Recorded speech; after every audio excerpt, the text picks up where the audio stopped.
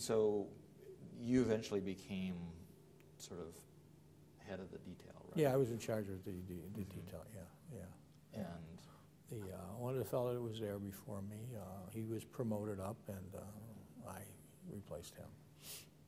Yeah. so your job was just to coordinate everybody and Get everybody together, yeah. have the advance people and Yeah. coordinate all that. Schedule everything, make sure meet with different police units and stuff to make sure everything was right. Talk to people who want to make appointments with them, appearances we were going to make that might have been, out of the ordinary or special, like leaving, going down to Springfield or something. Right. But, yeah, it was pretty much coordinating all his operations. And how many people in that detail about? In those days, I think we had about a dozen, 16 guys, yeah, somewhere around there. In different shifts? And Yeah. You worked sort of like a fireman. You'd work a day and you'd be off a day, and because the days were long. He really put a long time in. Every day. I mean, 6, 7 days a week he was out there. And you had to provide security for his home. Oh yeah. Well, that would be the district's responsibility. They'd put a uniform squad there, just like you got out in Hyde Park at Obama's. The city's got a couple squads there, and the Secret Service has their detail out there. So, yeah, you have to do that. Obviously, you admired the mayor, and what kind of relationship did you have? Did you talk much, or did you have something particular you like to talk about, or he liked to talk to you about, or? We love baseball. Yeah. Yeah, I and hear he was a Sox fan, right? and Yeah. you go out to the Sox games, and he loved that with the kids. And be a regular guy, have a hot dog. Yeah.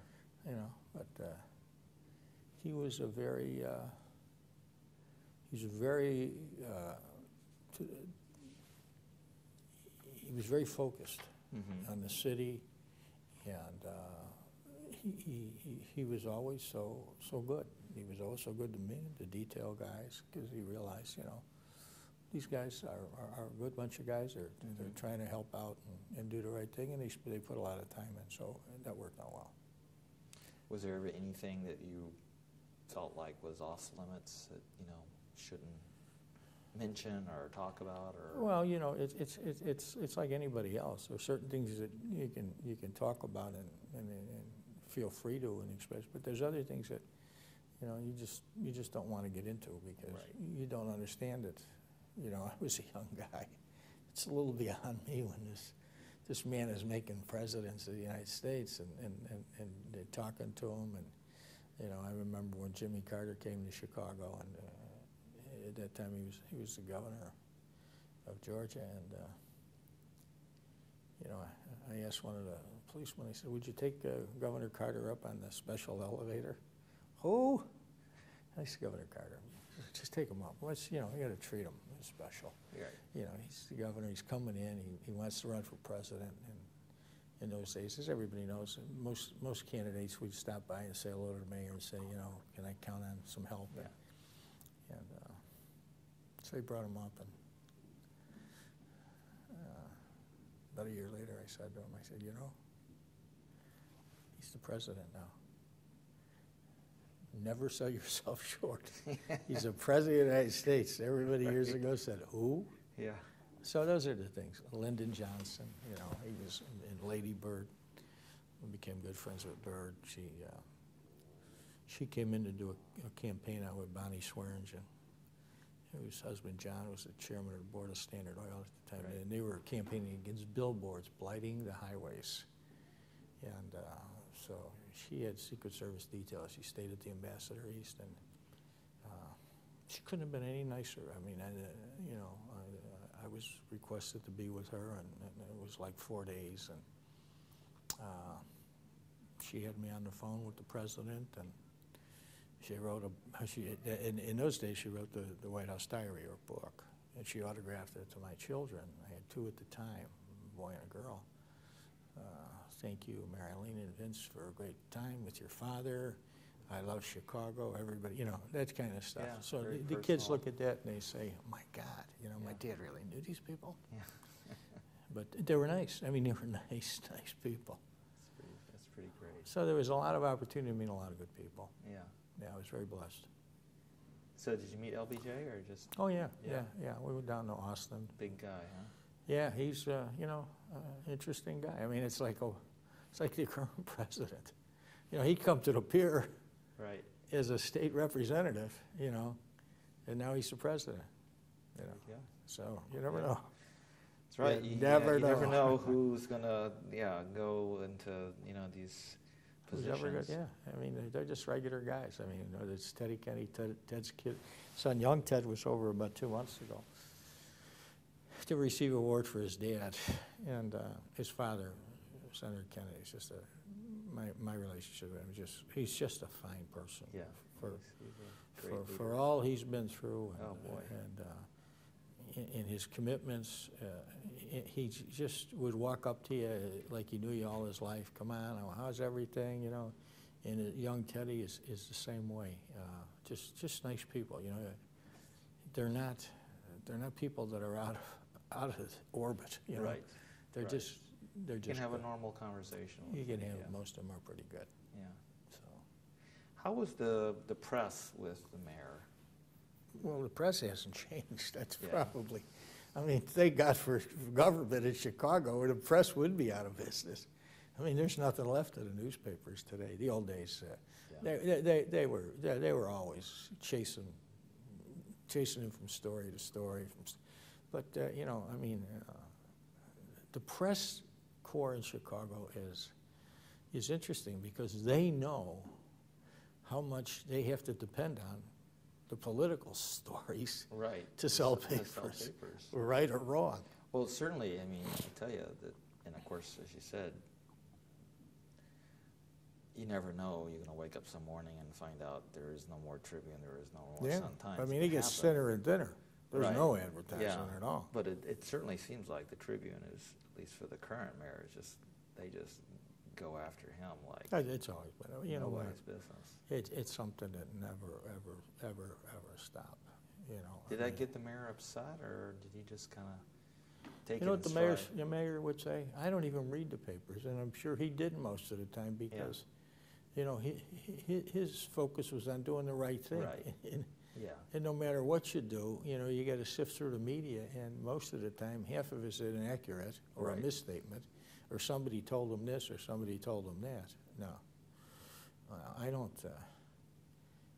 It's amazing that every day, as a political person in the city, that you'd have to deal with that kind of stuff. Yeah. It's a lot of stuff. Yeah, I mean. It's a lot of. I mean, the mayor's father was probably reviewed by the government for 25 years, and nothing ever came of it. So, it says pretty much as to where all these investigations would go to. There was nothing there. Right. He's just a good person. Good family man, good community man. His church, his kids, and the city were, yeah. And did you ever go up north to the family home up there in Michigan ever? Oh yeah, we'd have a detail up there. Mhm. Yeah. Yeah, we'd have a detail up there. And what about after the mayor's stroke, 1974? He had a stroke. Sure. What was he like? And the Well, recovery? he was recovering at the time. Yeah, Right. I mean the media had it covered. He basically was up in the country, just recovering. But he gained his strength back, and we came back into town that right before Labor Day, and he continued to work the next couple of years until he had a heart attack. Right. So he really got through that pretty. Oh yeah, I mean Great. he had good care, and his family was there. So it was just a matter of just getting himself back together because he was laid up and. Right. And now, what about after his death? in 1976. Well, before he died, I took over the liquor commissioner. He was, by state law, you had at that time you did move to the liquor commissioner, right? Yeah, I went into the liquor, just about 6 months before he passed. He asked me to go down and look at the liquor commission. There were a lot of issues on the near north side with the strip joints and the bookstores on Rush Street and that. And so I put what they call a building task force together, and we started going after the candy store and the cabaret and the Country on Rush and the Moulin Rouge. The street was just a little bit seedy. And you know, when I look at it today, even Alderman Terrace, he says, "God, thank God you did what you did," because he was the alderman in those days. He says, "Thank God you did what you did, because now we got one of the most beautiful streets." Even Brendan Riley, the new alderman. And it makes you feel good to go over to Rush Street today and see the outside cafes and the good restaurants. And, right. I mean. Yeah, it was pretty seedy. So that's when I stayed. I ran that, and then when the mayor passed, I stayed with Mayor Blandick, and I continued. With the liquor commission head? Yeah, I stayed there. I continued that until Jane Byrne came in. And then I left. I developed a good relationship with Arthur Rubloff through the mayor. Right.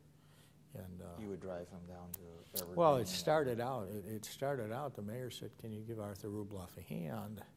He's looking for a driver on weekends. He wants to give his driver the weekends off." And I says, "Let me check around." And you know, checking around is like, give me an answer in 5 hours. So right. I said, I got to find the right guy. I don't want to find some guy that is going to say, "Man, where'd you get this guy? He just doesn't work out. He's late, he's sloppy, he's this, he's that." So I said, "Give me a little time." And so I said, "I'll tell you what, I'll drive him the first weekend." So Arthur would spend a lot of his time in Chicago, especially in the summer. And he always took people out to Evergreen Plaza, his shopping center he built in the 50s. And, you know, we'd bring Bob Strouts out, the president of Northwestern, Joe Ahern, who was the GM at Channel. There was always a list of people. So I told the mayor, I says, "I'll drive him until I find a guy. I'll drive him this weekend." So I drove him, and he just went out to the shopping center with a group of people. And we had lunch downtown at Crickett's, which was right down the block. And he says, "I'll talk to you next week." I said, "That doesn't seem real difficult." So Monday, the mayor says, "How did it go?" I said, "It went fine."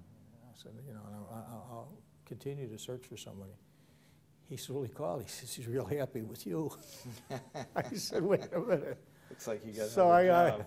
I had a loyalty, and that's one thing I learned is from him, is loyalty. I says, "I'll do it."